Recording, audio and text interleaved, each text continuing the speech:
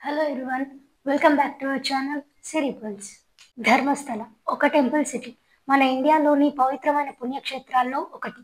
ఈ temple south Kannada district లోని నేత్రావతి నది ఒడ్డున ఉంటుంది. ఈ ఆలయంలో శ్రీ మంజునాథ స్వామి కొలువై ఉంటారు.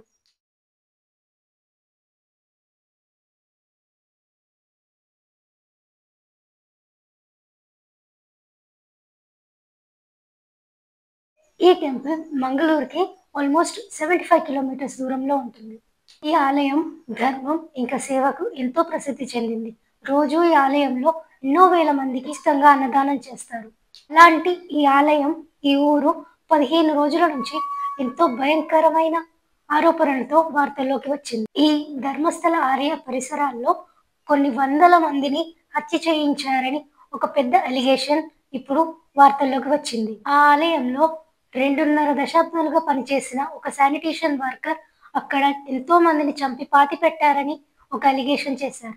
ఈ వార్త మొత్తం దేశాన్నే ఉలిక్కిపడేలా చేసింది. అసలు ఈ హత్యల వెనుక ఎవరున్నారు, ఇన్నాళ్ళు ఎందుకు బయటపడలేదు, దీని గురించి కర్ణాటక గవర్నమెంట్ ఏమంటోందో ఈ వీడియోలో మనం పూర్తిగా తెలుసుకుందాం. ధర్మస్థల ఆలయంలో 1995 నుండి 2014 వరకు పనిచేసిన ఒక శానిటేషన్ వర్కర్, అతని వివరాలు ఎవరూ బయటికి ప్రకటించలేదు.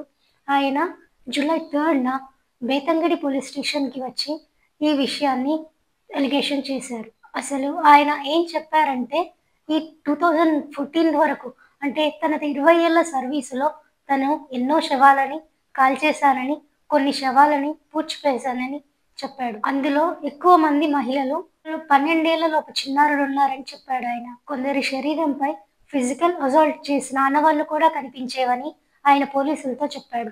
తనకి ఇష్టం లేకపోయినా తనతో బలవంతంగా ఇలా చేయించారని, బయటికి చెప్తే చంపేస్తామని బెదిరించారని ఆయన పోలీసులకి వివరించారు. ఈ ఆలయం చుట్టూ ఉన్న నేత్రావతి నది తీరంలో కొన్ని శవాలని ఖననం చేశానని ఆయన చెప్పాడు. ఈ హత్యల వెనక ఆలయ నిర్వాహకులు ఉన్నారని ఆయన ఆరోపిస్తున్నాడు. తనకి రక్షణ కల్పిస్తే అన్ని వివరాలు బయట పెడతానని ఆయన చెప్పాడు. ఎంతో సంచలనం సృష్టించిన ఈ వివాదం మీద కర్ణాటక గవర్నమెంట్ ఒక సిట్ ఏర్పాటు చేసింది. ఇదంతా నిజంగానే జరిగిందా లేదంటే పబ్లిసిటీ కోసం ఇదంతా చేస్తున్నారా అనేది వీళ్ళు తేలుస్తారు. Dharmasthala issue as per the demand of so many people locally and otherwise, we have constituted an SIT, and SIT will definitely investigate and then submit a report to the government. 1998లో ఒకసారి ధైర్యం చేసి పోలీసులకు ఫిర్యాదు చేయడానికి వెళ్తే తనని బాగా కొట్టారని, అందుకే తను పోలీసుల దగ్గరికి రాలేకపోయానని చెప్పాడు. 2014లో తన ఫ్యామిలీలోనే ఒక అమ్మాయిపై జరిగిన దాడికి భయపడి తను ఆ ఊరు వదిలి పారిపోయానని పోలీసులకు చెప్పాడు. మరి ఆయన ఇప్పుడెందుకు తిరిగి వచ్చావని అడిగితే, ఈ అపరాధ భావంతో బతకలేకపోతున్నానని, ఆ ఆత్మను తను వేధిస్తున్నాయని, వాళ్ళకి న్యాయం జరగాలని కోరుకుంటున్నానని చెప్పాడు. ఆయన కొన్ని ఫోటోలు, తన డ్యూటీకి సంబంధించిన కొన్ని ఆధారాలను పోలీసులకి అప్పగించాడు. 2010లో ఒకసారి ఒక చిన్న పాపని తన స్కూల్ బ్యాగ్తో సహా ఖననం చేశానని ఆయన పోలీసులకు వివరించాడు. కానీ ఈ ఫిర్యాదు చుట్టూ ఎన్నో అనుమానాలు, ఎన్నో ప్రశ్నలు ఉన్నాయి.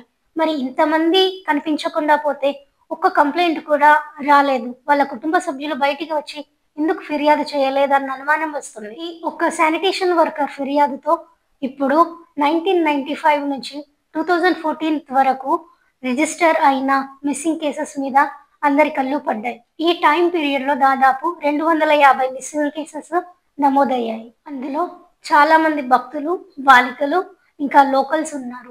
2012 17 ఇయర్స్ సౌజన్య కిడ్నాప్ కేసు దేశవ్యాప్తంగా సంచలనం సృష్టించింది.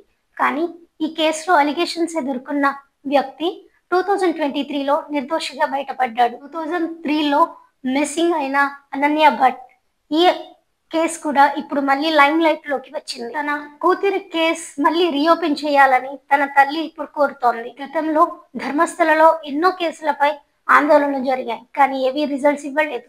ఐపీఎస్ అధికారి ప్రణవ్ మహంతి నేతృత్వంలోని సిట్ ఇప్పుడు ఇన్వెస్టిగేషన్ మొదలుపెట్టింది. జూలై 28న ఆ నేత్రావతి నది ఒడ్డున తవ్వకాలు నిర్వహిస్తున్నారు. అక్కడ కొంతమంది సాక్షులను కూడా విచారిస్తున్నారు. ఫోరెన్సిక్ ఎక్స్పర్ట్స్ దొరికిన సాక్ష్యాలని సేకరిస్తున్నారు. Karnataka state women commission Nagalakshmi గారు ఈ ఈ విషయం మీద ఒక నివేదికని తెప్పించుకున్నారు. ఇప్పుడు ధర్మస్థలలో జరిగిన మాస్ మర్డర్స్ కేసు ఆరోపణలతోనే ముగిసిపోతుందా లేదా ఏవైనా భయంకరమైన నిజాలు బయటకు వస్తాయా అనేది ఈ సిట్ విచారణలోనే తెలుస్తుంది. కానీ ఇది అంత ఈజీ కాదు, ఎందుకంటే ఇది చాలా ఏళ్ల క్రితం జరిగిన విషయం.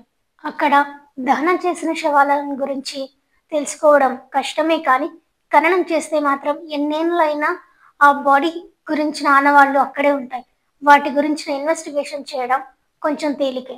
ఈ ఇన్వెస్టిగేషన్ గురించి ఇప్పటి వరకు ఎలాంటిదైనా అఫీషియల్ ఇన్ఫర్మేషన్ బయటికి రాలేదు. ఆ వ్యక్తిని కూడా ఎక్కడా బయట చూపించడం లేదు. ఒకవేళ అక్కడ నిజంగానే శవాలు దొరికినట్టయితే, కానీ అవి హత్య చేసి అక్కడ పెట్టారా అనేది ఇన్వెస్టిగేషన్ లో తేల్చాల్సి ఉంది. దానికి సంబంధించిన ప్రూఫ్స్ కూడా వాళ్ళు కలెక్ట్ చేయాల్సి ఉంటుంది. ఇంకా ఫోరెన్సిక్ ప్రూఫ్స్ కూడా కావాలి. ఒక వ్యక్తి స్టేట్మెంట్ మీద ఎవరిని అక్యూజ్ చేయాలన్నా దానికి తగిన ప్రూఫ్స్ ఇప్పుడు సిట్ అధికారులు ప్రొక్యూర్ చేయాల్సి ఉంటుంది. ముందుగా అక్కడ ఎవరైనా శవాలు కానీ బాడీ పార్ట్స్ కానీ దొరికితే అవి ఎవరివి అనేది తెలుసుకోవాల్సి ఉంటుంది. ఎందుకంటే ఎవరిదని తెలుసుకుంటేనే దానికి తగిన కారణాలు మనకి తెలుస్తాయి. So that is the task. ఇవన్నీ ప్రూఫ్ చేయడానికి కొంచెం సమయం అయితే పడుతుంది. ఈ విషయం మీద ఏం తెలుస్తారో మనం వేచి చూడాలి. ఇలాంటి మరెన్నో ఇంట్రెస్టింగ్ వీడియోస్ కోసం please subscribe to my channel Siri Pulse. Bye.